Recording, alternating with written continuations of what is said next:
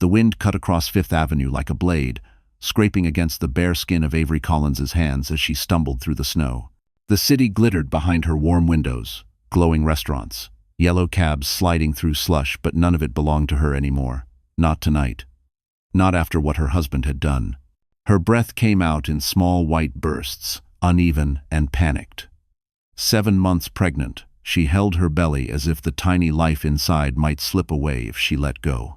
The thin sweater she'd thrown on before being shoved out the door was soaked, the fabric stiffening with ice. Manhattan was cruel in winter, but nothing was as cruel as the man who'd locked the door behind her without blinking. Shane's voice still rang in her ears. "Take your trash with you, and don't come back." Then the slam. Then silence. She had no phone. No wallet. No ID.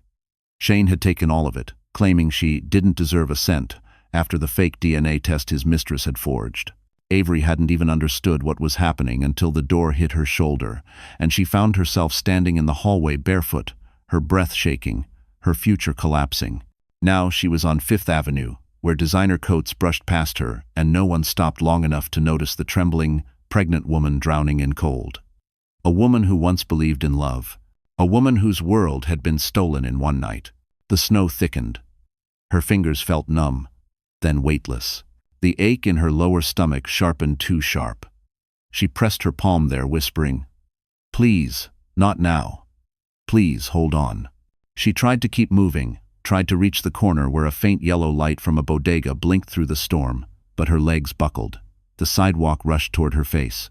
A bitter metallic taste filled her mouth as she caught herself on her hands, gasping. Her vision blurred. She blinked hard. Through the haze, she saw a towering glass building rising above the snow like a mountain of light. Whitmore Tower. She recognized it from passing buses, from glossy business magazines and hotel lobbies. The private empire of Grant Whitmore, the billionaire who rarely appeared in public. Cold, unreachable, untouchable. Avery's body pitched forward again. She crawled the last few feet toward the building's entrance, desperate for any warmth. A security guard inside glanced out but didn't open the door. Maybe he thought she was homeless. Maybe he wasn't allowed. Her strength gave out. She collapsed against a snowbank, her cheek hitting ice. A distant engine hummed. Tires crunched through slush.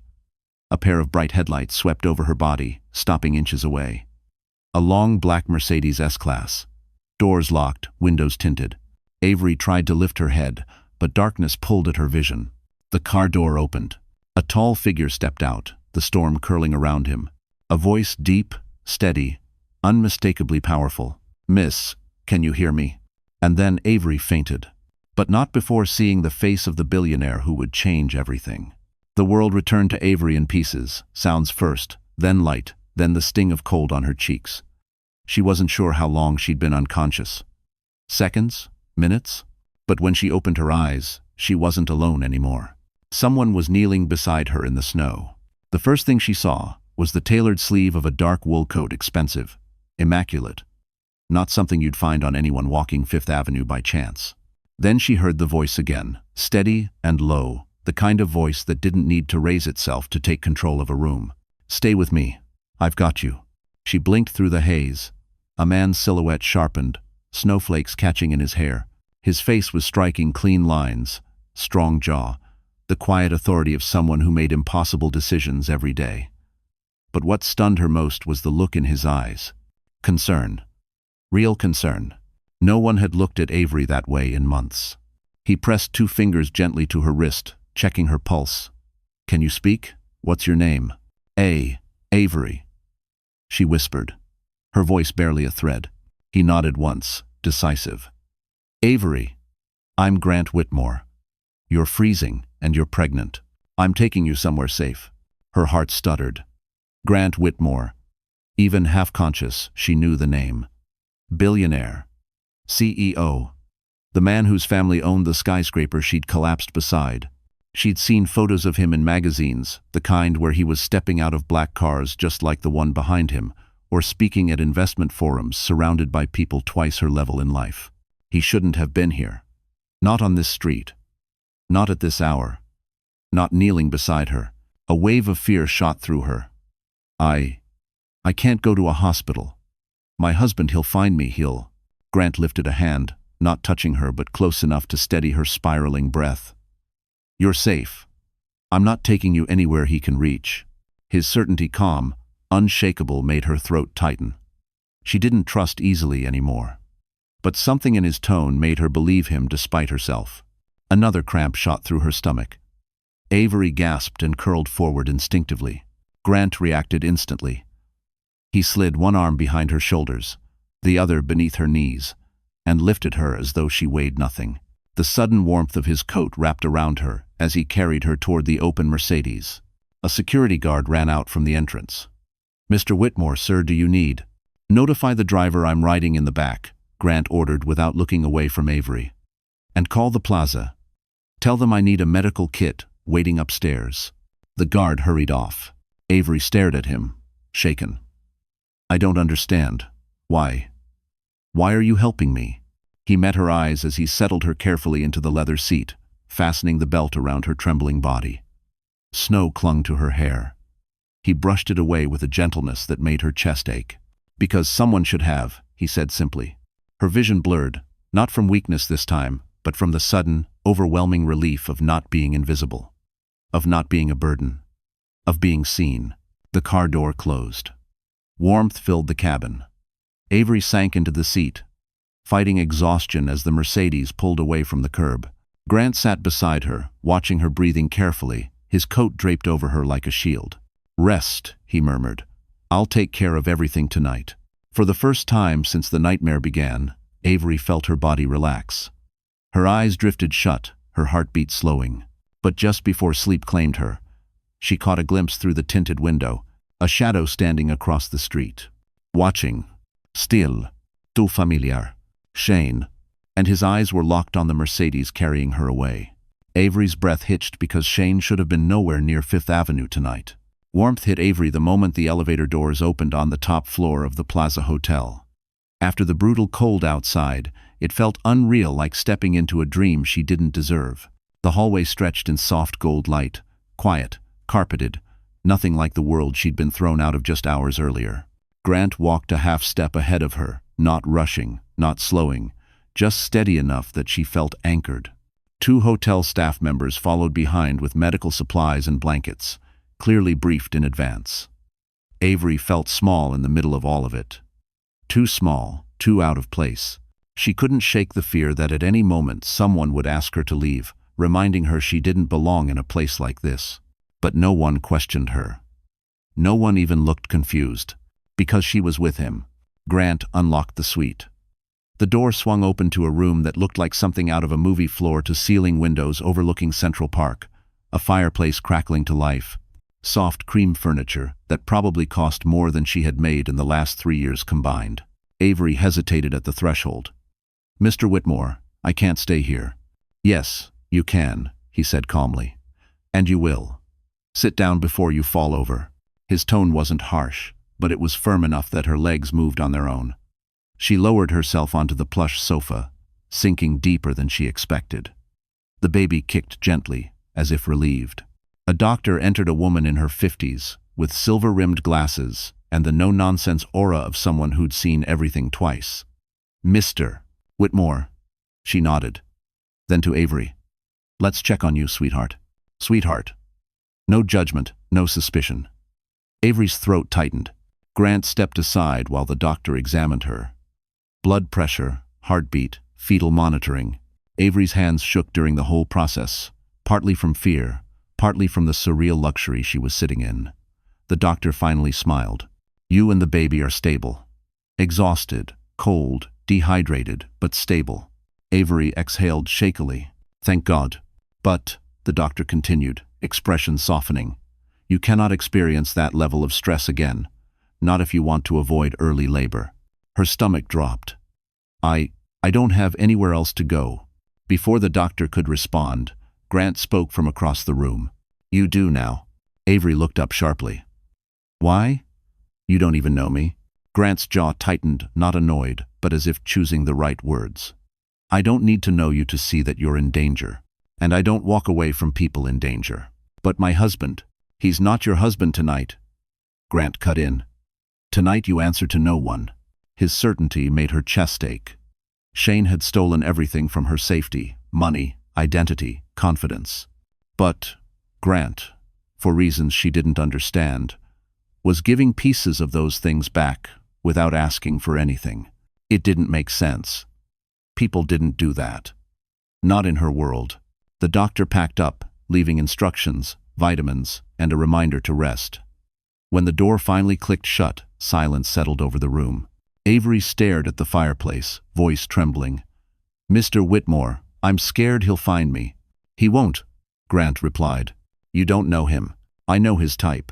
His voice had an edge now, a dark, controlled anger Avery hadn't heard before. It both frightened and reassured her. She wrapped the blanket tighter around herself. "Why were you even outside tonight?" Grant hesitated. That alone made her look up. He didn't seem like a man who hesitated about anything. "I was leaving a meeting," he said. "One that went badly." Something in his eyes flickered danger, maybe. Secrets. A war she knew nothing about. Before she could ask, a loud vibration buzzed from Grant's coat pocket. He checked the screen. His expression shifted sharply. Avery leaned forward, heart thudding. "What is it?" Grant lifted his gaze, voice low. "Avery, someone just tried to access your hospital records. And they used your husband's name." Avery's breath caught in her throat. For a moment, the suite around her blurred the fireplace, the soft lamps, the silk curtains shifting in the draft. Everything narrowed to Grant's expression, controlled, cold, focused like a man preparing for a battle he had already predicted. He tried to access my records?" Avery whispered. Her hands instinctively wrapped around her belly, shielding it. Grant nodded once. 5 minutes ago, he used his name and your address. The hospital flagged it as suspicious because you didn't check in under your legal ID. He paused, eyes sharpening. "Which means he's looking for you, actively." Avery's stomach twisted. She tried to stand, but her knees buckled. Grant caught her before she collapsed, steady hands gripping her arms just enough to keep her upright. "I knew he'd be angry." Avery breathed, panic rising. "But not like this. Not like he'd chase me through the city." Grant guided her gently back to the sofa. "Avery, look at me." She didn't want to, but she did. "You are safe here," he said slowly, firmly. "Nothing gets to this floor without my authorization. No one follows you, no one touches you. Understand?" His voice should have soothed her. Instead, something inside her cracked open. "You don't understand what he's capable of," Avery whispered, shaking. "You don't know the things he's done, the things he's said, the people he knows." Grant's jaw tightened. "Then help me understand." Avery stared at her hands. They looked small, fragile, foreign in this world of polished marble and gold trim. She had held these secrets so tightly for years that releasing even one of them felt like breaking a bone. But hiding them had almost cost her life. She swallowed hard. "Shane wasn't always like this. At least, I thought he wasn't." Her voice trembled. "When we met, he was charming, funny. He told me I made him feel alive. He made me believe we were building something together." Grant didn't interrupt, didn't shift, he simply listened. Something Shane had never done. "But after we got married, everything changed. He stopped working, started gambling, started disappearing for days." She rubbed her forehead, tears stinging her eyes. "He racked up debts with people who don't forgive easily. He said they'd come after us both if I didn't help him." Grant's brow lowered. "Did they?" Avery nodded. "One night a man came to our building. He pounded on the door, shouting Shane's name. I begged Shane to pay what he owed. He told me it was my fault for making him stressed." Her breath shook. "He said I owed him loyalty, that I had to stand by him no matter what." Grant's face darkened, a shadow crossing his features.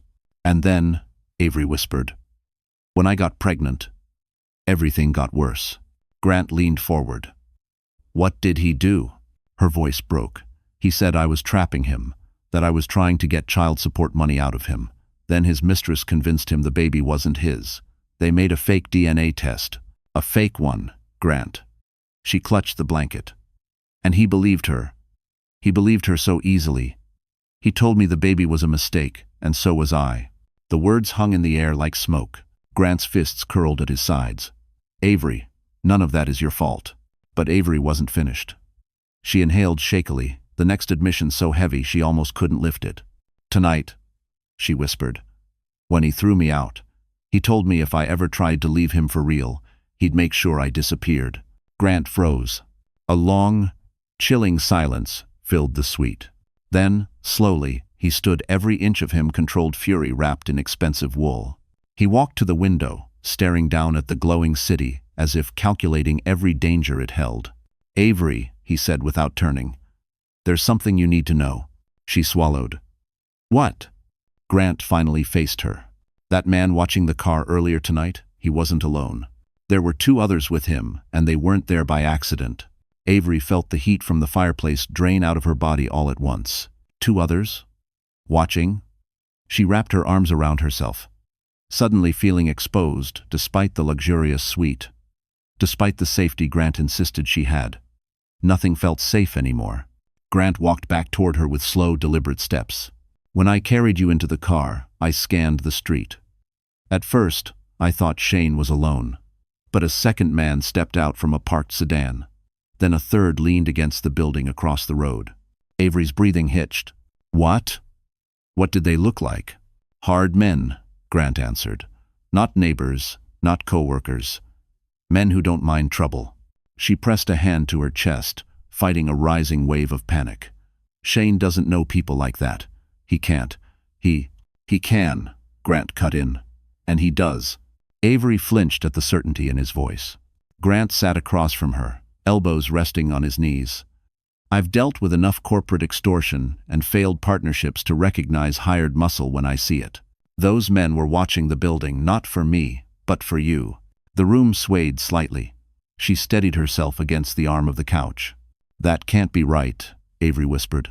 Shane never had money for something like that. He couldn't even pay rent. Grant's jaw tightened. Men who owe the wrong people money don't need cash to owe favors. They just need fear. Avery shivered.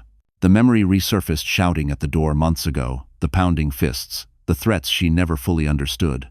She'd convinced herself it was a one-time scare. But now the truth sharpened like a blade.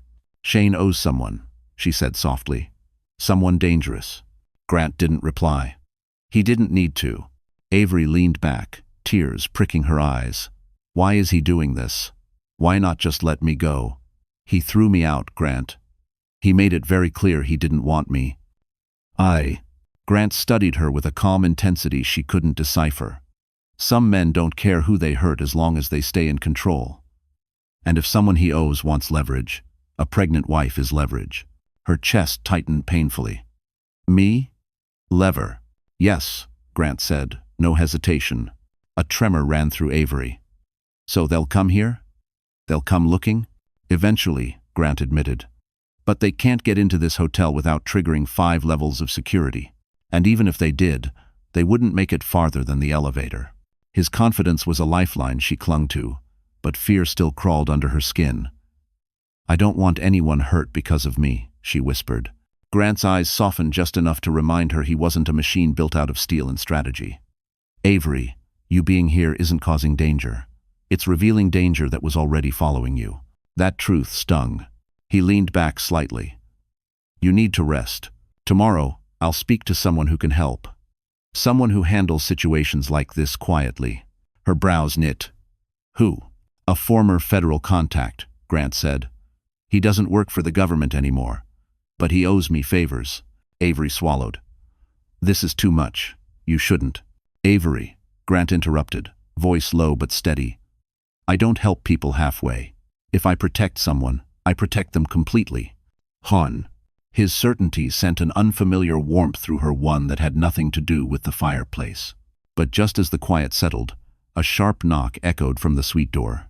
Avery jerked upright. Grant's gaze snapped toward the entryway, every muscle going still. A second knock. Harder. Not polite. Not hesitant. Avery's pulse thundered. Grant, who is that? Grant stood slowly, every inch of him shifting into quiet readiness. I don't know, he said. The third knock wasn't a knock at all. It was a fist pounding with force. And then a voice came through the door, low, male, and unmistakably one she had heard before. The pounding on the door echoed through the suite, vibrating through Avery's bones. The voice that followed, rough, slurred, unmistakably familiar, froze her blood. "Avery, I know you're in there. Open the damn door." Shane. Her lungs seized. She clutched the blanket so tightly it nearly tore. How had he found her? Grant had said the hotel was secure. He'd said no one could reach this floor. But Shane's voice was unmistakably real, just feet away, inches of wood between them. Grant raised a hand, signaling her to stay silent. His posture shifted, calm, rigid, the stillness of a man who had walked into storms before. He stepped toward the door, not opening it, simply standing close enough to listen. Another heavy blow rattled the frame. "Avery, you think you can hide from me? You think that billionaire can protect you?" The contempt dripping from Shane's voice made Avery flinch as if struck. Grant's eyes flicked toward her. "Don't move," he whispered. Avery nodded, unable to speak. Her heart hammered against her ribs, each beat a burst of fear. She felt the baby shift inside her, unsettled by her panic. She whispered a soft apology to her stomach, her hand trembling over the curve of it. Shane's voice rose. "Open this door right now. I swear to God. If you don't..." He never finished. A loud ding echoed in the hallway, the sound of the elevator arriving. Footsteps. Sharp, clipped, purposeful. Shane cursed under his breath. A second voice joined him, a low, authoritative tone. "Sir, step away from the door. Hotel security." Avery sagged into the couch with a shaky breath, but the relief didn't last. "Do you know who I am?" Shane snapped. "That's my wife in there. That man took her."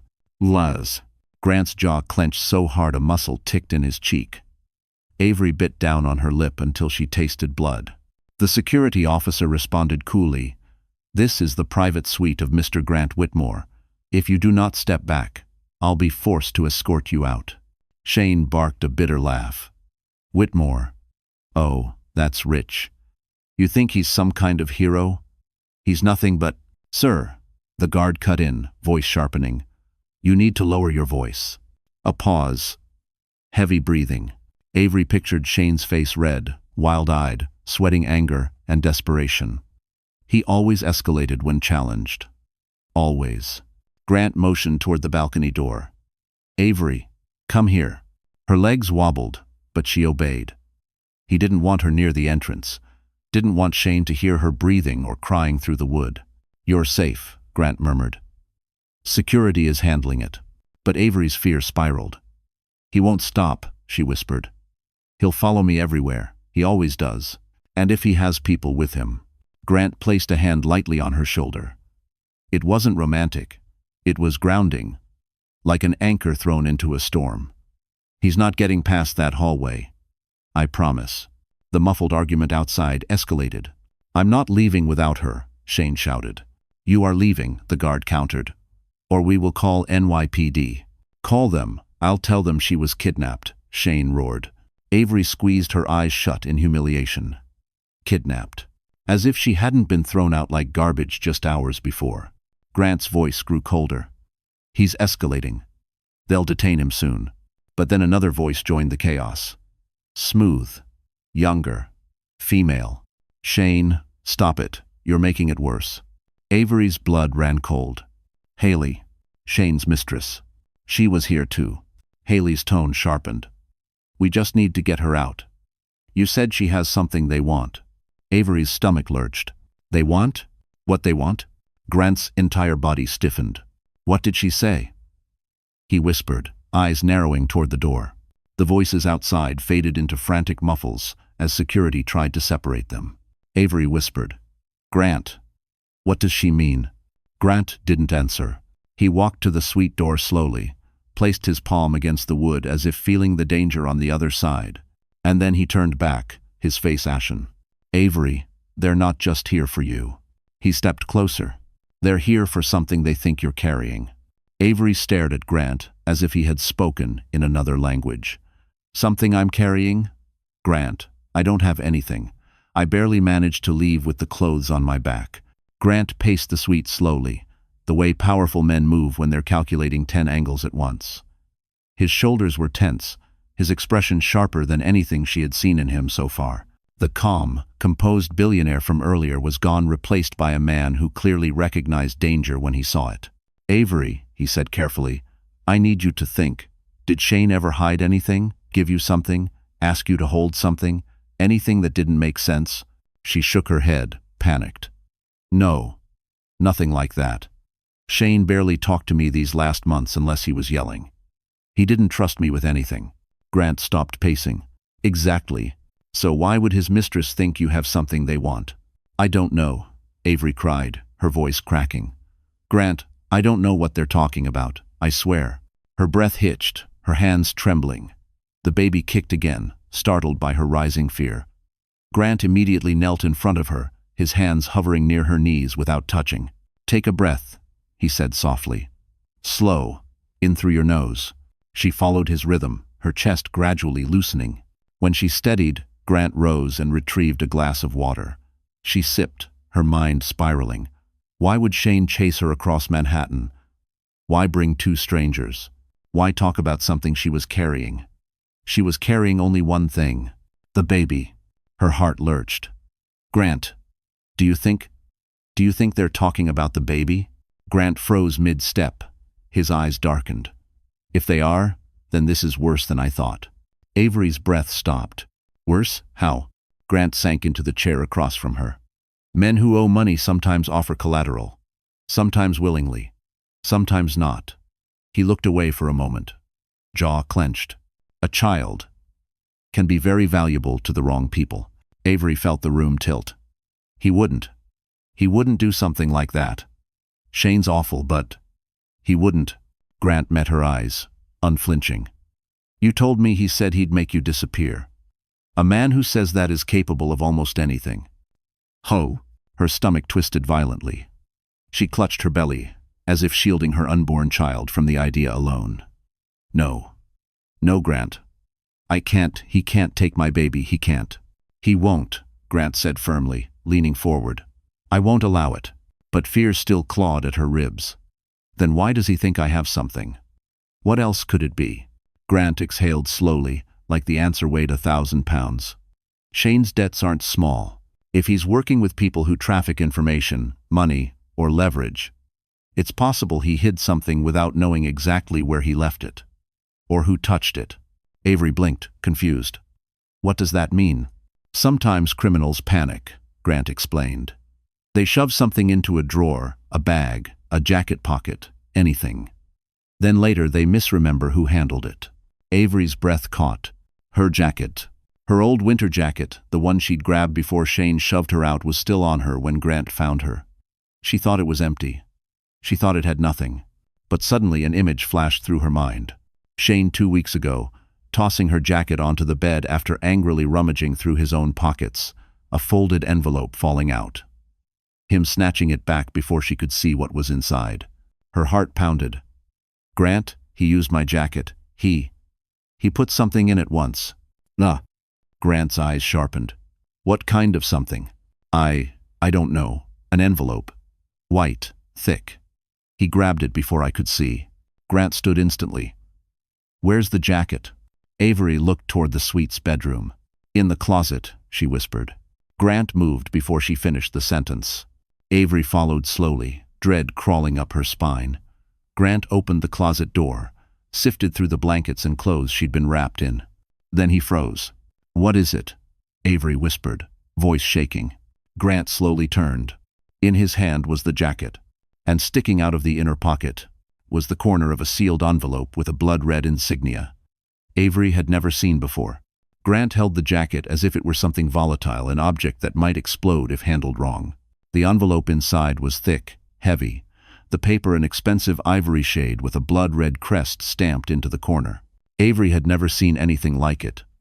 Yet the moment she laid eyes on that symbol, something cold pressed into her chest. Sharp as a needle. She swallowed. "Grant, what is that?" He didn't answer at first. His thumb brushed lightly over the red insignia, studying every curve, every line. The firelight reflected off the waxy surface, making it appear almost metallic, almost alive. Finally, he looked at her. "Avery," he said slowly, "this seal, Belongs to a group I hoped I'd never see again. Her breath snagged. A group? What group? Grant slipped the envelope fully out of the pocket and held it between them. The Crestmore Circle. The name meant nothing to her, but the way his voice dropped, low and edged with memory, made her stomach knot. I don't understand, she whispered. What does that have to do with Shane? Or with me? Grant exhaled through his nose, controlled, deliberate. The Crestmore Circle isn't a normal organization. They operate in the shadows. High-risk deals. Money that moves quietly. People who pay to stay invisible. He paused. People who collect secrets like currency. Avery's pulse hammered. Shane got involved with that? Not directly, Grant said. He wouldn't survive 5 minutes dealing with them. But someone he owes might be working for them. A chill rippled through Avery's spine. The memory of Shane's desperation, his frantic late-night calls, his sudden disappearances clicked into place in a way that made her nauseous. And they think I have something they want, she whispered. Grant nodded, jaw tightening. This envelope could be worth millions, or it could contain information someone would kill to retrieve. His eyes flicked to hers, deadly serious. And if they think Shane gave it to you, they won't stop. Avery's legs went weak.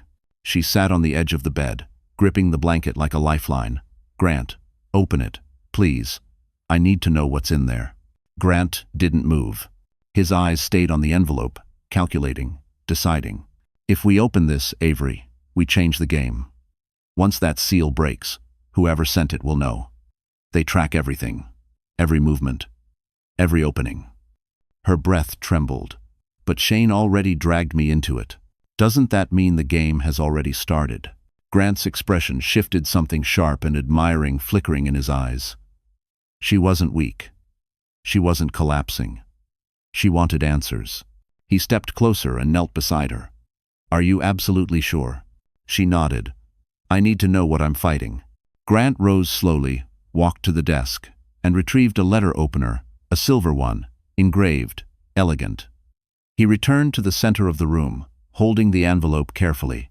Avery's heart pounded so loudly she could hear it. Grant positioned the blade, paused once more, then slid it beneath the seal. The wax cracked with a soft, chilling snap. He opened it and reached inside. Avery watched his face. She saw the moment he registered what he was holding. His eyes widened, then darkened with something far more than shock. What is it? She whispered, voice barely audible. Grant turned the envelope upside down. A single flash drive slid into his palm. Black, unmarked, except for one tiny symbol engraved into the metal. A symbol identical to the red crest on the envelope. Avery felt her throat close.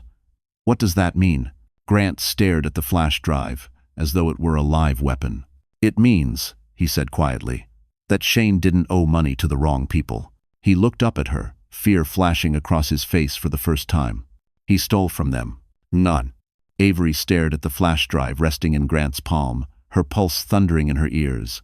It looked harmless, small, ordinary, the kind of object people carried on keychains or tossed into drawers. But the way Grant held it, as if it were ticking, made her chest tighten. What exactly did he steal? Avery whispered, her voice barely steady. Grant didn't answer right away. He closed the envelope, set it carefully on the coffee table, and ran a hand through his hair in a rare display of tension. The Crestmore Circle doesn't deal with cash or jewelry or anything physical. They trade in influence, blackmail, leverage. He tapped the flash drive lightly with his finger. This may contain something that could destroy someone powerful. Avery's breath caught. So Shane took this? Why? Because he's stupid, Grant said bluntly. Or desperate. Or both. Her stomach twisted. She had known Shane was spiraling, but never imagined he'd cross people like this. Grant, if the circle wants it back, why chase me? Grant's jaw tightened. Because you're the only loose end. If Shane used your jacket to hide it, they assume you know something. But I don't. They don't care. They only care about what they can't control. Avery pressed her palms to her eyes, fighting the panic rising in her chest. This is insane. I didn't ask for any of this. I didn't even know this existed. I know, Grant said softly. That's why I'm going to fix it. She lowered her hands, meeting his gaze. How? Grant walked to the window, staring out at the glowing Manhattan skyline. I know someone inside the circle. Someone who owes me a favor. His voice darkened. But calling him is dangerous. It alerts them that we know something. Avery felt heat crawl up her throat. If you do this, you'll be in danger because of me. Grant turned. His expression softened just slightly. Avery, I walked into danger long before tonight. Don't take responsibility for choices I make willingly. Her heart thudded, a warmth she didn't expect spreading through her chest. No one had ever stood with her like this. No one had chosen her safety over their own. But the moment was shattered by a sudden buzz from Grant's phone. He checked the screen. His expression changed instantly, sharpening, hardening. What is it? Avery whispered. He read the text silently, then pocketed the phone. My contact is willing to meet, tonight. Avery's blood ran cold. Tonight? Grant, that's too risky. It's riskier not to go, he said. She tugged the blanket around her. Then I'll come with you. No. His tone was firm, final. You stay here. I'm not taking you into a meeting with someone who operates under Crestmore authority. I don't want to be alone. The words burst out of her before she could stop them. She blinked rapidly, embarrassed. Grant, what if Shane comes back? Or those men? What if security can't stop them? Grant stepped closer. Avery, look at me. She did. You're not alone, he said quietly. I'm not leaving this building without locking down this entire floor. No one will get near you. Her panic eased barely. Where will the meeting be? The old Hudson Rail Depot, he said. No cameras. Neutral territory. He grabbed his coat. I'll be back in an hour. 2 at most. 1. Avery stood on shaking legs as he headed for the door. Grant, please be careful. He paused, turned, and just for a second reached out and brushed a loose strand of hair from her face. A gesture so gentle it made her chest ache. I'll be fine, he said softly. But before he could open the door, a soft beep sounded from the suite's security panel. Avery frowned. What was that? Grant stiffened. Someone just used a keycard for this floor. Avery's heart stopped. Grant, who has access besides us? Grant's voice dropped into a dark, deadly whisper. No one. The hallway outside clicked. Footsteps approached. And then the suite door handle began to turn. The door handle twitched once. A slow, deliberate turn. Someone on the other side wasn't knocking. This time they were letting themselves in. Avery froze, the blood in her veins turning to ice. Grant stepped forward instantly, placing himself between her and the door. His posture changed, calm but coiled, every sense alert. He pressed a finger silently to his lips, signaling her to stay quiet. Another click. The latch shifted. Grant, Avery whispered, barely audible. He didn't look back. Get behind the kitchen island, he murmured, voice low and deadly steady. Now. Avery moved quickly, as quickly as a 7-month pregnant woman could. Her legs wobbled, her feet stumbling over the thick carpet, but she managed to slip behind the marble island. She clutched its cold edge and tried to quiet her breathing. Grant remained in the center of the suite, facing the door head-on. The handle turned a third time. Then the door pushed open. A gust of colder hallway air washed in. Footsteps, soft, intentional, crossed the threshold. Avery peered around the island's corner. It wasn't Shane. It wasn't Haley.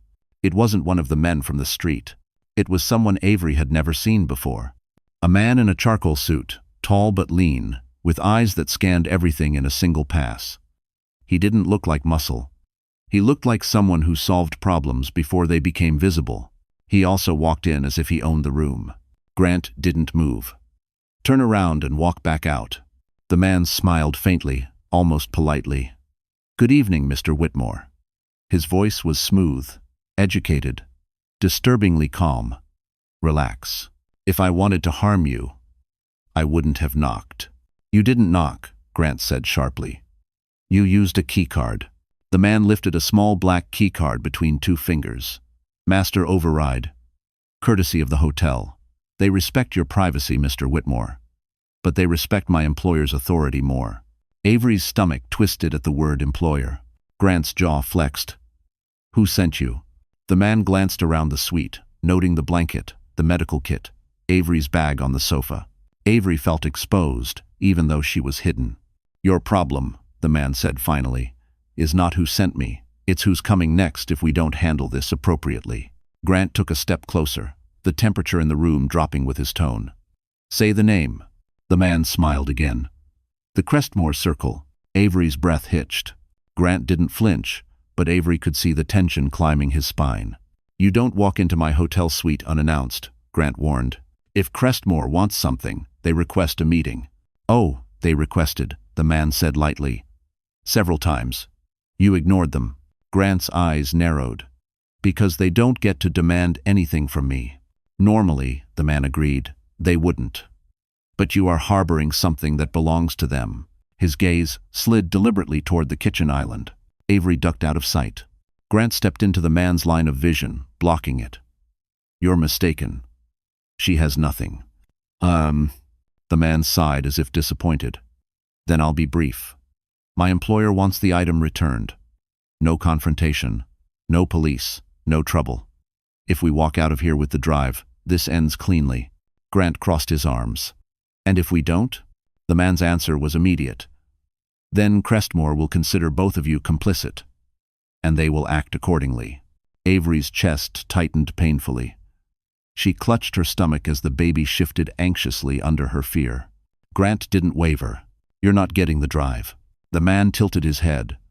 Even if refusal puts her life at risk? Grant's voice dropped into something dangerously quiet. Especially then. A moment of thick silence followed. The man slipped the keycard back into his pocket, expression unreadable. Very well, he said. You've made your decision. He stepped backward toward the door. I'll report that to my employer. He turned the handle, but before stepping out, he smiled one last time. Oh, and Mr. Whitmore?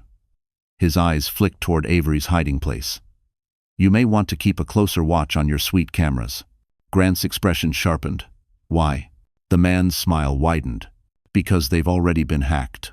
Grant didn't move until the door clicked shut. Only then did the tension break across his shoulders, subtle but unmistakable. Avery stepped out from behind the kitchen island, her knees weak. Hacked, she whispered. Grant, what does that mean? Who hacked them? He didn't answer right away.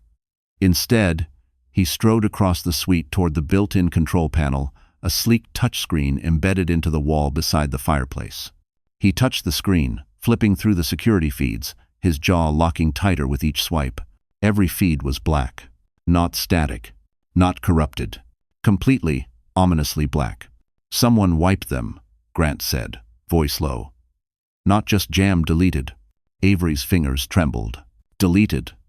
Like they were never there? Grant nodded once. Like they didn't want us to know what they saw. Her stomach twisted. Grant, how long have they been gone? He checked the system logs. His eyes narrowed. An hour. They were erased an hour ago.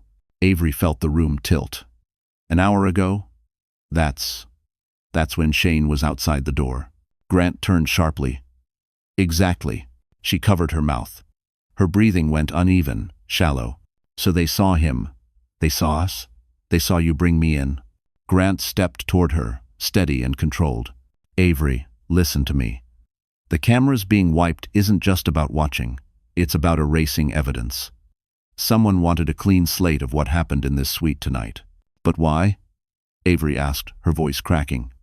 Why erase it, unless they're planning? Grant placed a hand on her shoulder. Avery, stop. Don't go there. But she couldn't stop. Not now. What if they're planning to come back? She whispered. What if they don't care about the hotel or the guards or anything? What if they... Grant cut her off gently but firmly. I won't let them touch you. Do you understand? Not one of them gets within 10 feet of you. His voice was a steel promise, but Avery still felt the fear clawing at her throat. Grant, you don't know these people. You said yourself they deal in secrets. In power. They don't stop. He softened, just barely. I don't stop either. Before she could reply, he returned to the control panel, pulling a small device from his coat, a sleek black scanner with a faint blue light. What's that? Avery asked. A spectrum reader, Grant said. It detects wireless intrusions, signals, bugs, hidden frequencies. He scanned the ceiling, then the corners of the room, then behind furniture. The device beeped softly once, twice as he moved it. Avery stepped closer. "Is that bad?" "No," he said. "Bad is when it keeps beeping." He crossed the room again. Beep, beep, beep. Grant froze.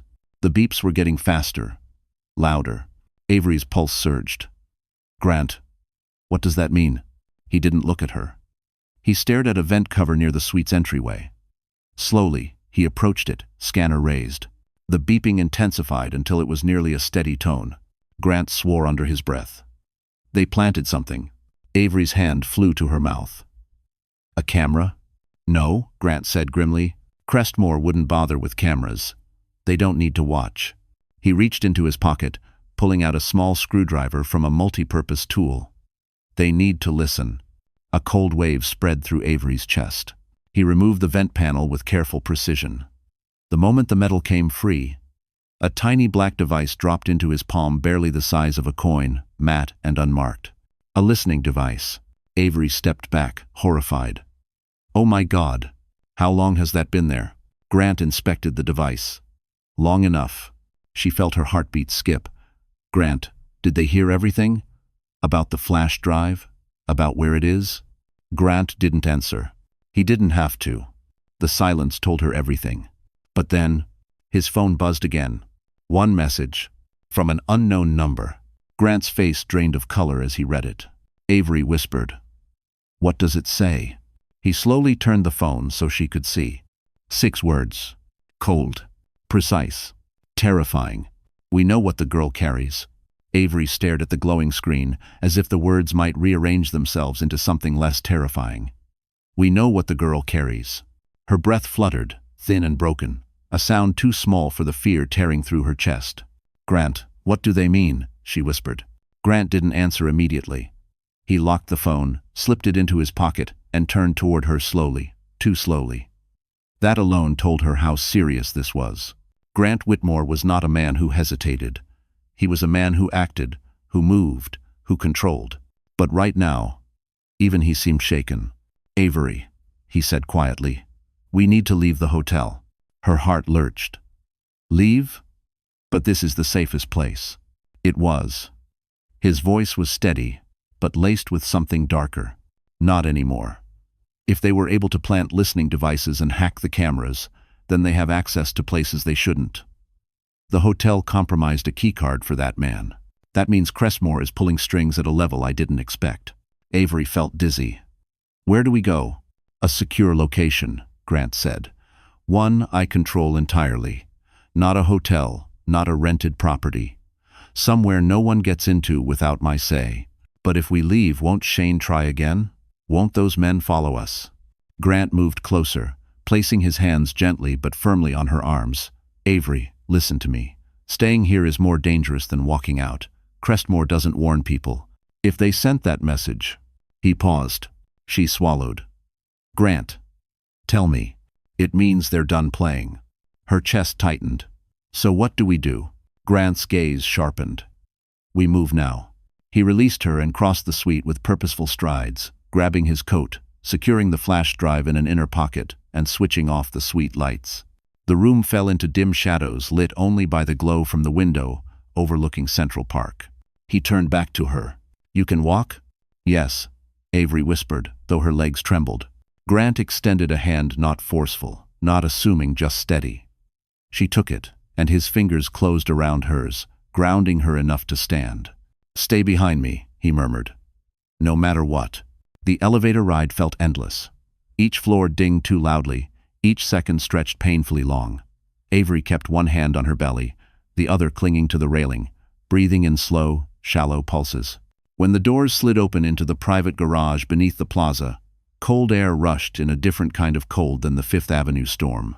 This cold carried tension, silence, shadows. Grant scanned the area with the alertness of someone trained for threats. "Stay close." He guided Avery toward his black Mercedes.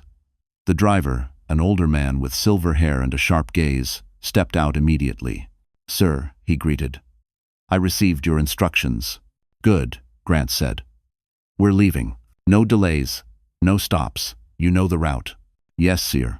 Avery slid into the back seat as Grant helped her, his touch gentle but hurried. He took the seat beside her rather than the front, a signal he wanted eyes on her, not the road. The car pulled out of the garage, easing into the service lane beneath the hotel. For a moment, Avery let herself breathe. Let herself imagine they might get away before Crestmore made its next move. Then the driver's voice cut through the air. "Mr. Whitmore," he said tightly, "we have a tail." Avery's heart slammed against her ribs. "A tail? As in someone's following us?" Grant leaned forward. "How many?" The driver's eyes flicked to the rearview mirror. "One car, no headlights, keeping distance." Grant muttered a curse under his breath. "Crestmore." Avery felt the baby shift anxiously under her panic. "What do they want, Grant?" Grant reached for her hand, his grip firm. "They want what Shane stole, and they think you know where it leads." Her stomach knotted. "But I don't know anything. They don't believe that," Grant said. The driver's voice sharpened. "Sir, they're accelerating." Avery turned her head just enough to see a pair of shadowed headlights closing in behind them, silent and predatory. The Mercedes picked up speed. The other car matched it. Grant's voice dropped into a deadly calm she'd never heard from him before. "Avery," he said softly, "don't panic." "My." She looked at him with wide, trembling eyes. "Why? What's happening?" He squeezed her hand once. Then he answered. "Because they're trying to force us off the road."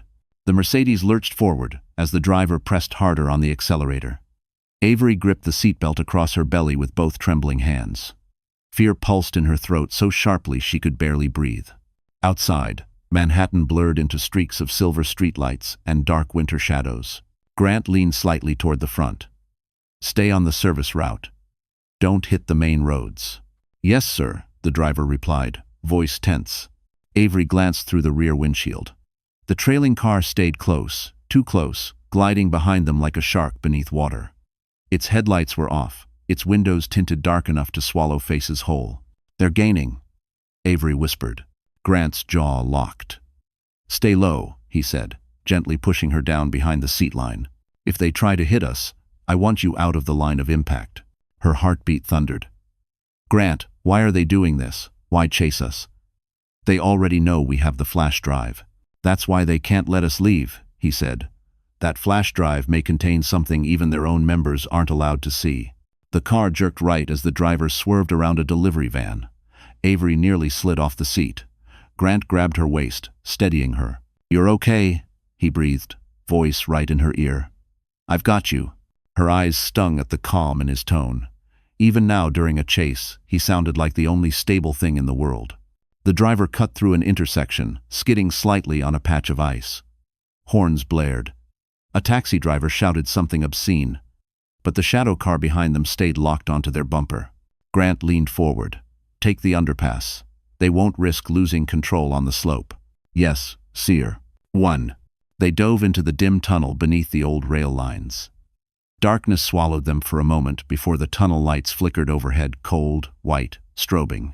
Avery peeked over the seat. The pursuing car followed. Her pulse nearly stopped. "They're not backing off," she whispered. Grant's eyes hardened. "Then they're desperate." The driver took a sharp left, tires squealing, scraping dangerously close to the concrete wall. Avery felt the baby shift anxiously. She pressed her hand to her stomach, whispering, "It's okay, it's okay. Please stay calm." Grant moved instantly. "You're in pain?"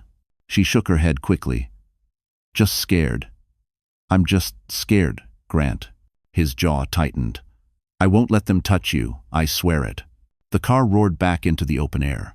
The night whipped by in icy gusts as they emerged onto a narrow riverside road, empty, dark, flanked by chain-link fencing on one side and the freezing Hudson on the other. A terrible place to be cornered. The driver's voice cracked.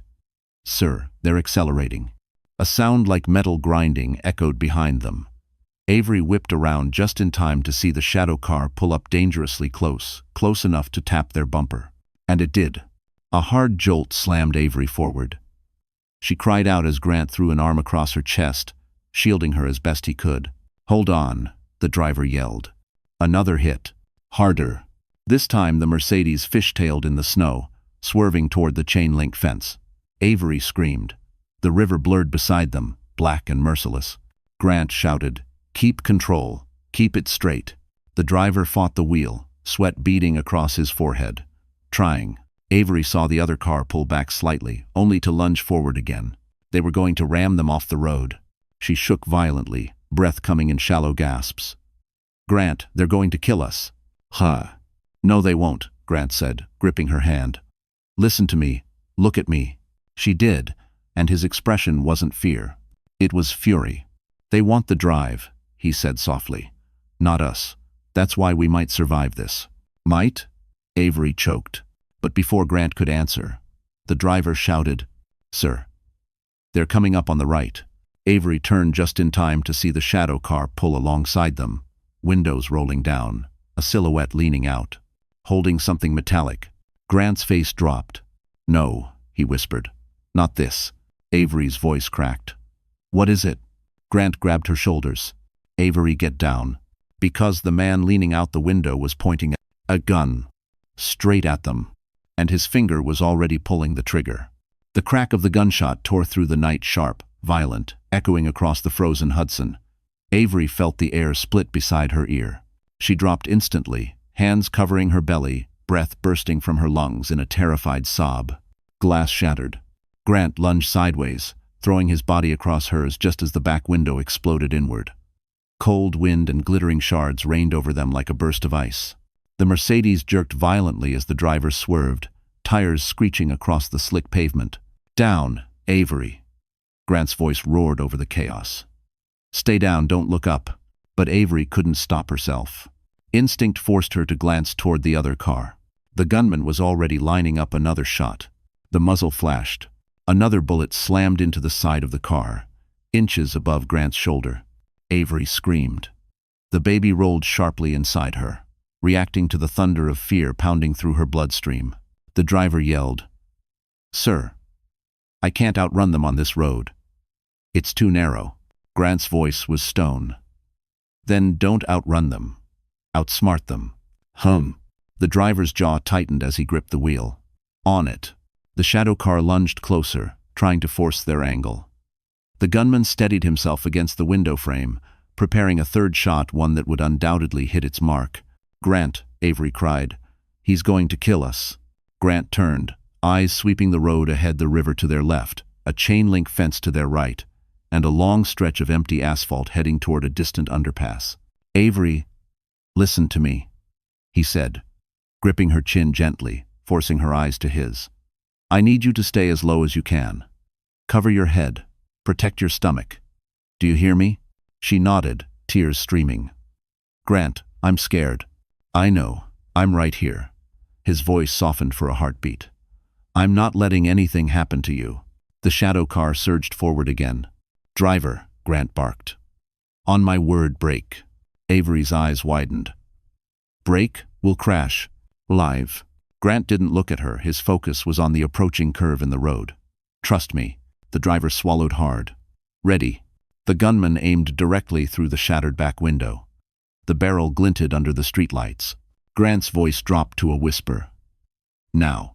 The Mercedes slammed its brakes. A jolt shot through Avery's body as the car lurched violently. The shadow car wasn't ready.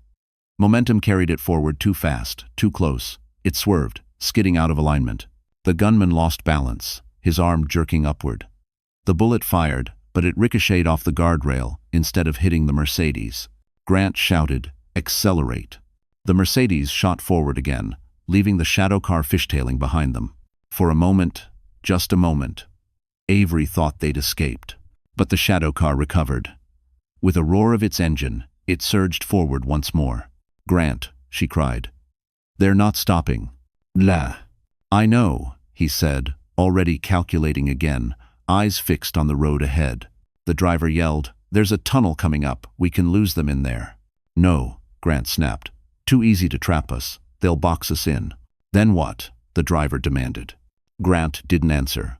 Because up ahead, something else appeared through the swirling snow, a fork in the road, unlit, unmapped, leading toward a darker stretch hugging the riverbank. A maintenance route.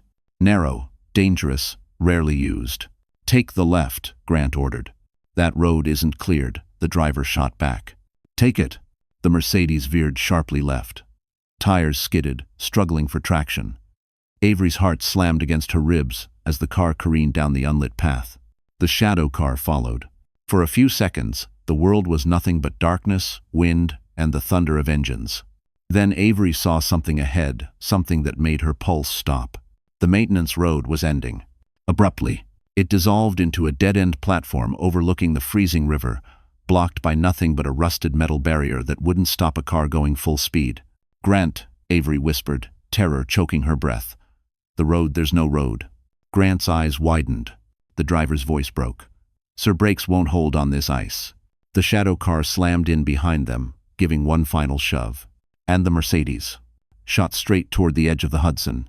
The Mercedes skidded across the ice-coated platform, tires screaming against the frozen pavement. Avery felt weightless for a split second, as if the entire car had jumped off the ground before the world lurched violently forward. She clung to the seatbelt, one arm wrapped around her belly, the other gripping the door so tightly her fingernails nearly cracked. The river loomed ahead. Black, silent, endless. "Hold on," Grant shouted. The driver fought the wheel with both hands. The brakes screeched, locking, slipping, refusing to grip the ice. Avery screamed as the car's nose slammed into the rusted barrier. The metal groaned, bending inward, but didn't break. Not yet. The shadow car screeched to a stop behind them, its headlights blinding as it blocked their escape path. The gunman stepped out, boots crunching over ice, his silhouette sharp against the pale glow of the river. They were trapped. The driver whispered a prayer under his breath. "Sir, we're out of road." Grant snapped, "Reverse." "I can't," the driver choked. "They clipped the rear axle. I have no traction." Avery pressed her forehead against the cold leather seat. "Grant, please, the baby." Grant's voice softened instantly. "Avery, look at me." She lifted her head, tears streaking down her face. "We're not dying here," he said firmly. Not a hint of doubt. Not one crack of fear, but Avery could see the calculation behind his eyes. The realization, the danger closing in too fast. Outside, the gunman raised his weapon again. Grant threw himself across Avery as the shot rang out, this one punching through the driver's side mirror, shattering it into glittering pieces. The driver ducked. "Sir, they're not trying to scare us anymore." "I know," Grant growled. The gunman took a slow step forward. Then another. Another. Each one deliberate, confident, as if he already owned the outcome. Grant's mind was racing. She could see it, every muscle in his jaw tight, every breath measured. He scanned the front dash, the glove compartment, the door panel. Anywhere a tool or defensive option might be hidden. Then he looked up. Driver. Hit the headlights, full power. The driver flicked the switch. The Mercedes' high beams exploded outward, flooding the icy platform with harsh white light. The gunman flinched, arm raising to shield his eyes. "Now," Grant shouted. The driver floored the gas. The Mercedes lunged backward, fishtailing wildly. The damaged axle squealed in protest, but the shove was enough to force the shadow car to reverse several feet to avoid impact. For a brief moment, the path opened, but only for a moment. A second car rolled in from the dark side of the maintenance road. Avery's stomach dropped. "There's more," she whispered. "Grant, there's more of them." He swore under his breath, quiet, lethal. 3 men stepped out of the second car, all in black, all purposeful, all advancing. Grant turned to the driver. "Give me your phone." The driver tossed it back. Grant dialed one number fast, urgent. "Ethan, I need extraction. Riverside Maintenance Route 14. Now." A pause. Then a voice on the other end answered. "How long can you hold?" Grant's eyes flicked toward the men approaching. "Not long." He hung up. Avery's voice shook. "Grant, who's Ethan?" "A man who owes me a life," Grant answered simply. The first gunman regained his position, aiming with chilling calm. Grant pressed Avery's head down. "Don't move." The gunman steadied his stance. Grant tensed. Avery prayed. The gunman's finger tightened on the trigger. And then, from somewhere deep in the darkness behind them, came the roar of an engine. A powerful one. Fast. Aggressive. Closing in. Grant's eyes widened. The gunman turned. Headlights exploded through the blackness. A new vehicle burst onto the platform and slammed straight into the armed men with terrifying force. The impact shook the entire platform. The new vehicle, a massive black SUV with reinforced bumpers, slammed into the armed men with a violent burst of metal and snow. Bodies flew. Guns skittered across the ice. The SUV fishtailed, tires screeching, before coming to a hard, controlled stop just feet from the river's edge. Avery stared in shock, her breath frozen in her throat. Who is that? Grant didn't answer right away. He watched the SUV's driver's side door swing open with the wary familiarity of a man expecting either a savior or a new threat. A tall figure stepped out. Dark coat, gloves, sharp, alert posture, and a face that carried the kind of calm danger only men who'd lived through too much could wear. Grant exhaled. Ethan. Avery blinked. That's Ethan? Former federal operative, Grant said quickly. Specialized in removal and extraction. His tone tightened. If he's here, things just escalated. One of the injured gunmen groaned on the ground. Ethan didn't even glance at him. His attention snapped directly to Grant, then to Avery, then to the shadow car behind them. You dragged the circle to the Hudson? Ethan snapped. I told you anything involving Crestmore stays buried. Grant shot back. They came after her. I didn't invite this. Ethan's eyes hardened. And you thought bringing her out into the open was smart. A bullet crack split the air. Ethan pushed off the SUV instantly, sliding behind the hood. A second shot ricocheted off the barrier inches from the Mercedes. Avery screamed and ducked, clutching her belly. They're still firing, Avery cried. Grant climbed over the back seat, shielding her with his body again. Just stay down, Ethan shouted, 3 more coming from the rear road. Crestmore sent an entire retrieval unit. Lendina, Grant cursed under his breath. Of course they did. The remaining conscious gunman sprinted toward his car. Ethan fired a warning shot, forcing him to dive behind the door. Snow kicked up around him as bullets cracked back in Ethan's direction. This is insane, the driver shouted over the chaos. We're outnumbered and outgunned. Ethan called out, we're not supposed to fight them. We're supposed to flee. Grant's glare cut sharply. We can't run. The car's damaged. 1. Ethan pointed behind them. Then get into mine. Grant froze. Not with her condition. One jolt on that ice, and she could. Avery interrupted, her voice breaking. Grant, I can move. We have to go. He turned to her, eyes fierce. Avery, the baby. She grabbed his jacket sleeve. Please. Staying here is worse. Another burst of gunfire ripped through the air, hitting the barrier inches from the Mercedes' front bumper. Sparks flew. Ethan yelled, Whitmore, they're trying to trap us against the river. Move. Grant had a split second to decide. He pulled Avery into his arms. Driver, cover us. Yes, sir. The driver opened the door slightly, firing 2 shots blindly toward the advancing men. Ethan laid down precision cover fire. Grant kicked open the other door, snow blasting inside. He lifted Avery, cradling her as gunshots rang behind them. Hold on to me, Grant murmured. She did. They sprinted toward Ethan's SUV. Avery could feel Grant's heartbeat pounding against her cheek, each step jarring her body, each gunshot a flare of terror burning down her spine. Ethan swung open the rear door. Get her in fast. Grant slid Avery inside, then jumped in after her. Ethan dove into the driver's seat and slammed the door shut. Bullets cracked across the SUV's armor. Seat belts, Ethan barked. Grant buckled Avery in, his hands shaking slightly, something she'd never seen from him. The engine roared. Ethan slammed the accelerator. The SUV rocketed forward, straight toward the blocked exit. Avery screamed, Ethan, there's no road. Ethan didn't look back. There will be. Grant's eyes widened. Wait, Ethan, don't. But it was too late. Ethan jerked the wheel hard and aimed the SUV straight at the chain-link fence. The metal collided, and the entire SUV burst through it toward the unlit service tunnel beyond. The SUV smashed through the chain-link fence with a violent, ear-splitting roar. Metal screeched. Snow and ice whipped sideways. Avery screamed as the vehicle lurched, the impact jolting through her ribs and straight into her stomach. Grant grabbed her, bracing her head against his chest. I've got you, hold on. Ethan didn't slow. Didn't hesitate. Didn't even flinch. The darkness swallowed them whole as they barreled into the unlit service tunnel beneath the abandoned northern rail line. The small amount of moonlight behind them vanished instantly. Everything became black, pitch black. The only sound was the roaring engine and Avery's ragged breathing. "Ethan," Grant barked, "you can't see anything." "I don't need to see," Ethan shot back. "I know this route. It's been inactive for years." "That doesn't make it safe." "Nothing about tonight is safe." Avery squeezed her eyes shut, gripping Grant's arm with trembling fingers. "Is the baby okay?" "Grant, I don't know if…"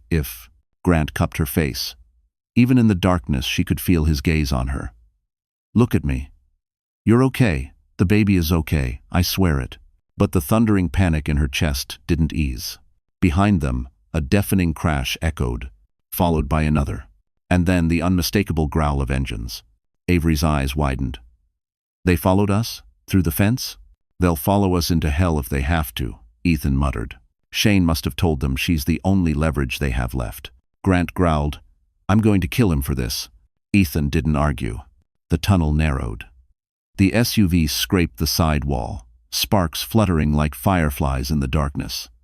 Avery gasped as the vehicle rocked violently, forcing Grant to wrap both arms around her again.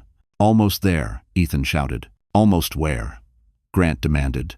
But before Ethan could answer, a burst of light flared behind them, headlights, multiple sets reflecting off the tunnel walls. The roar of engines grew louder, bouncing through the enclosed space like an approaching storm. "They're closing in," the driver yelled. "No," Ethan corrected grimly. "They're boxing us in." Avery's breath strangled in her throat. "What do we do, Grant? What do we do?" Grant didn't get the chance to answer. The tunnel suddenly widened into an old maintenance chamber, a massive underground hollow lined with abandoned equipment, rusted tracks, and concrete pillars barely holding the ceiling above. Ethan jerked the wheel left, sliding the SUV behind a row of pillars. The SUV skidded to a stop. Avery nearly fell forward, but Grant caught her, pulling her tight against him. "Are you hurt?" She shook her head, tears streaking her face. I don't know, maybe, Grant. I'm so scared." He kissed her forehead without thinking. "I won't let them touch you." Ethan killed the engine. Silence. For a beat. One beat too long. Then, footsteps. Dozens. Boots crunching through gravel and ice. The echo made it impossible to tell where they were coming from. Left. Right. Behind. Above. Avery's heart hammered. "Oh God. They're here." Grant peered through the cracked windshield, muscles coiled. "They found us fast." "One." Ethan reached into the glove compartment and pulled out a compact pistol. "Fast means they knew this tunnel existed long before we got here." He loaded it. "Someone on your end, Whitmore, is feeding them information." Grant stiffened. "Impossible." Ethan looked at him with a hard, grim expression. "Then explain how they're already—" A metallic thud cut him off. Something heavy had landed on top of the SUV. Avery let out a broken gasp. "What was that?" Ethan raised his gun toward the roof. "Climbers." Footsteps crept across the roof of the SUV, slow, deliberate, stalking. Grant pulled Avery into his lap, covering her with his coat. "Don't move." Another thud. Another. Metal groaned. Avery looked up at Grant with wide, terrified eyes. "They're on top of us." Ethan's eyes narrowed. "No," he whispered. "They're not just on top." A heavy object slammed against the windshield, splintering it. "They're breaking in." Low. The windshield crack spread like a spider web, each new fracture slicing across the glass with a chilling hiss. Avery clutched Grant's jacket, her entire body trembling. The pounding above the SUV grew heavier, boots shifting, scraping, settling into position. "They're going to get in." Her voice broke into a whisper. "Grant, they're going to get in." "I won't let them," Grant said, but even he sounded strained. His arms stayed locked around her, shielding her belly with his own body. Ethan steadied his pistol at the center of the windshield. "They're using a breaching tool. Some kind of hydraulic spreader." A metallic whine confirmed it. A high-pitched, awful sound, like metal screaming. Avery squeezed her eyes shut. "They're cutting through." "Not if I stop them first," Ethan growled. He cracked the window open an inch and fired upward. The gunshot echoed inside the chamber like thunder. A scream erupted from the roof. A body slid off the side of the SUV, hitting the ground with a heavy thud. A moment of silence. Avery's breath hitched, hope flaring for just a second. Then, more footsteps scurried across the roof. 5, 6, maybe more. Ethan muttered, "Damn it." They sent a full unit. Grant's jaw clenched. "We need to move." "The engine's dead," Ethan snapped. "You want to run on foot with a pregnant woman?" Grant looked down at Avery, her pale face, the terror in her eyes, the way she trembled uncontrollably. "I'll carry her." Ethan shook his head. "We won't get far. They know this chamber. We don't." Another deafening slam hit the back of the SUV. Avery yelped. The baby kicked hard, too hard, sending a bolt of pain through her abdomen. She gasped and doubled over. Grant immediately cupped her face. "Avery? Avery, look at me. Is it the baby?" She nodded rapidly, tears forming. "Grant, I feel pain. Not normal pain." Fear sliced through Grant's eyes, raw, unfiltered.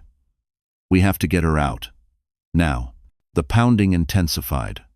The breaching tool dug into the frame.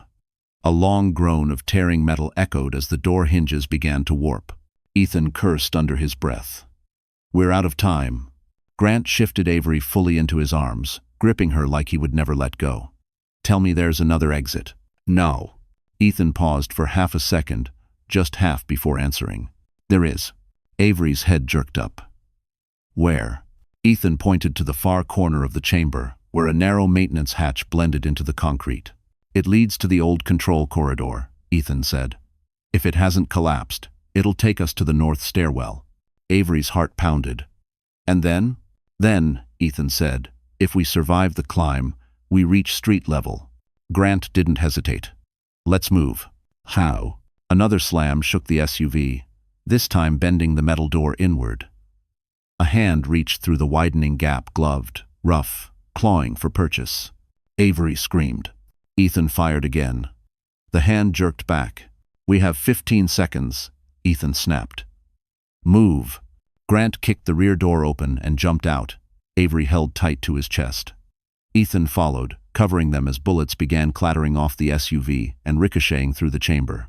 "Stay behind me," Ethan barked, firing controlled shots as they sprinted across the slick concrete. Avery buried her face in Grant's neck. She could feel his heart pounding violently against her cheek, feel the heat of his body despite the freezing air. "Almost there," Grant whispered, breath ragged. "Hold on." The maintenance hatch was old, rusted, bolted shut. Ethan slammed his shoulder into it once, twice. On the third hit, it burst open. "Inside," he shouted.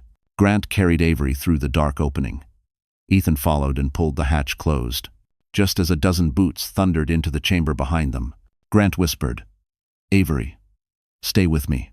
She tried to respond, but another bolt of pain shot through her abdomen. Sharp, deep, wrong. Her voice cracked. "Grant, my water. My water just broke." And the tunnel ahead went pitch black. The darkness swallowed them whole. Avery's cry echoed through the narrow corridor, thin and raw, cutting straight into Grant's chest. He felt her grip tighten around his coat as another wave of pain rippled through her body. "Grant, something's wrong, my water." Her voice trembled, breaking into panic. "It broke. I think I'm going into labor." Grant's blood ran cold. Not here. Not now. Not in a collapsing maintenance tunnel with armed men chasing them. He adjusted his hold on her, pulling her closer. "Avery, listen to me," deep breaths. "Slow. You're going to be okay." But she shook her head violently, tears streaming down her cheeks. "This can't be happening. I can't. I'm not ready. The baby's not ready." Ethan swung his flashlight on, the beam slicing a narrow path through the dark. The walls were tight, concrete flaking, metal pipes rattling with every footstep. "We have to keep moving," he said sharply. "They're right behind us." "Hell." As if in response, faint shouts echoed from the chamber they'd escaped. Boots, dozens of them, getting closer. Avery whimpered. "Grant, it hurts. It hurts so much." Grant's throat tightened. He kissed the top of her head, quick, fierce, raw. I know, sweetheart. Hold on to me." Ethan moved ahead, flashlight searching frantically. The corridor should open into the old control station. From there, we climb. Climb? Grant snapped. She's going into labor. 1. It's either climb, Ethan growled, or get caught. The tunnel shuddered as a blast echoed behind them, the sound of the breaching team tearing through the hatch. Avery cried out, burying her face against Grant's neck. He tightened his hold around her. Move, Ethan. They hurried through the narrow passage, their footsteps splashing through shallow puddles. Another spasm tore through Avery's abdomen. She gasped, her breath hitching. Grant, something's happening. I can't, my legs. Grant stopped instantly, lowering her to the ground with controlled urgency. Talk to me. How far apart are the contractions? I don't know, every few minutes, oh God. She arched forward, gripping his sleeves with shaking fingers. It hurts, Grant, it really hurts. Ethan cursed under his breath. We don't have time. Grant shot him a deadly glare. We're not leaving her behind. I'm not saying leave her, Ethan replied. I'm saying the circle is 20 seconds away from this corridor. A gunshot cracked behind them. Concrete dust rained from the ceiling. Avery let out a terrified sob. Grant lifted her again, ignoring the pain shooting through his own muscles. Which way, Ethan? Ethan sprinted ahead and pointed to a metal ladder bolted to the wall. It led up into a shaft of darkness. Here, up this. Grant stared. She can't climb. She doesn't have to, Ethan said, pulling a rope from his belt. Tie her to you. I'll cover from below. Another contraction ripped through Avery. She screamed against Grant's shoulder. He flinched, her pain hitting him like a physical blow. Avery, breathe. Just breathe for me. You're so strong. We're almost out. Ethan fired toward the corridor entrance. Shadows moved. Footsteps thundered. Grant, now, Ethan barked. Grant secured the rope around his torso, then wrapped his arms around Avery's waist. I've got you, he whispered into her hair. I'm going to get you out of here, I swear it. He stepped onto the ladder. The entire structure creaked under their combined weight. The shaft was narrow, cold, smelling of rust and old machinery. Below them, Ethan kept firing each shot, buying them only seconds. Avery whimpered, her nails digging into Grant's jacket. Grant, I don't think I can. Yes, you can, he whispered fiercely. You and our baby are going to live. But halfway up the ladder, a bullet ricocheted off the metal just inches from Grant's boot. He froze. Avery gasped. Ethan shouted up the shaft. Grant, move. They're coming up the ladder. Grant looked down. A masked man was already grabbing the first rung. He looked up at Avery and kept climbing. Grant kept climbing. The ladder shook violently beneath them as the masked man gained ground, each metal rung groaning with the weight of another life threatening to pull them down. Avery clung to Grant's shoulders, her breath coming in sharp, broken gasps. Her contractions tightened again, stronger, harder, stealing her voice. Grant, she choked out. I don't think I can hold on. Yes, you can, he whispered fiercely. I'm right here. Avery, look at me, just me. She lifted trembling eyes to meet his. Even in the darkness, his expression radiated something unbreakable. Determination, rage, hope, a vow. Below them, Ethan fired upward one last time before the gun clicked empty. Grant, he shouted, move, I'll slow them down. Grant climbed faster, muscles burning, breath ragged. Avery felt every jolt, every slip of his boot against the rung. She buried her face in his shoulder, tears soaking the fabric. The masked man was almost close enough to grab Grant's ankle, when a deafening alarm blared through the shaft. A booming, metallic voice followed. Emergency lockdown initiated. All access shafts sealing. Ethan yelled from below. Grant, the top hatch, open it now. Grant reached the hatch, just as metal shutters began grinding into place. He rammed his shoulder against it once, twice, until it flew open with a burst of freezing night air. The sky above was pale gray, trembling with the first signs of dawn. He hauled Avery through the opening, rolling her gently onto a snow-dusted rooftop. Ethan scrambled up behind them, yanking the hatch closed just as the masked man lunged upward from below. The metal shutter slammed down on the man's hand. A scream echoed through the shaft. Then silence. Avery burst into sobs, shock, exhaustion, pain, all crashing at once. Grant, I can't breathe." He gathered her into his arms, heart pounding. You're safe now, Avery. I swear it." But she shook her head desperately.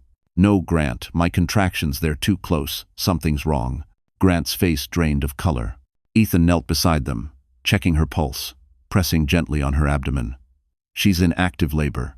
We need medical help immediately." Grant's voice cracked something Avery had never heard before. "Call it in. Call everyone." Ethan did. Grant held Avery as sirens began rising in the distance. He stroked her hair, whispering, "Stay with me. Please stay with me," she cried through another contraction. "Grant, I'm scared." "I know," he whispered, resting his forehead against hers. "But you're the bravest woman I've ever met. And our daughter," his voice broke completely. "Our daughter is going to be okay." Her eyes widened through her pain. "Our daughter?" Grant nodded, tears blurring his vision. "I'm here. I'm not going anywhere." Low. Lights flooded the rooftop as emergency teams arrived, paramedics rushing toward them. They lifted Avery carefully onto a stretcher. Grant stayed right beside her, holding her hand so tightly his knuckles went white. Hours later, Avery lay in a warm hospital room, dawn light spilling across her blanket. She was exhausted, weak, but alive. And in her arms, wrapped in a tiny pink hat, was a baby girl. Perfect, healthy, peaceful. Grant stood beside her, tears still clinging to his lashes. Avery looked up at him, voice barely a whisper. "She's beautiful." Grant smiled, a real, unguarded smile. "Just like her mother." A soft knock sounded at the door. A police officer entered. "Mr. Whitmore, Crestmore's retrieval team has been arrested. Shane Collins is in custody. You and Miss Collins are safe." Avery exhaled a release of every terror, every wound, every nightmare. Grant moved closer, brushing her hair back gently. "It's over, Avery." 1. She held his gaze soft, overflowing with the tiny life between them. "Grant," she whispered, voice trembling with emotion. "Stay with us." He cupped her face. "I'm not leaving. I want a life with you. With her, if you'll have me." Avery leaned into his touch, tears shining. "Yes," she whispered. "Yes. I want that too." He bent down, kissed her gently, reverently. Outside the window, dawn broke fully, warm, golden, peaceful. The war was over. The fear was gone. And for the first time, Avery stepped into a life where she was loved, protected, and finally free. A new beginning had arrived, and she chose it with open arms. So, that's the end of our story. And if you're still here, still listening all the way to this moment, then something inside this journey must have touched your heart in a quiet, personal way. Maybe it reminded you of a time you felt alone. Maybe it reminded you of the strength you forgot you had. Or maybe it showed you that even in the darkest tunnels, there is always a door to dawn. You know, Marcus Aurelius once wrote, "The obstacle is the way." And Avery's story is a living reminder of that. Every terrifying moment she faced didn't break her, it shaped her. It forced her to rise, to protect what mattered, to choose courage over fear. And maybe that's the lesson we can hold on to in our own lives. Pain is not punishment. Abandonment is not the end. And fear is not the truth. We heal by moving forward, step by shaky step, even when we don't know the outcome. If this story stayed with you, if it gave you hope or reminded you of your own strength, then please, my wonderful friends, let's grow this little community together. Don't forget to like, share, and subscribe so we can keep walking through these stories, side by side.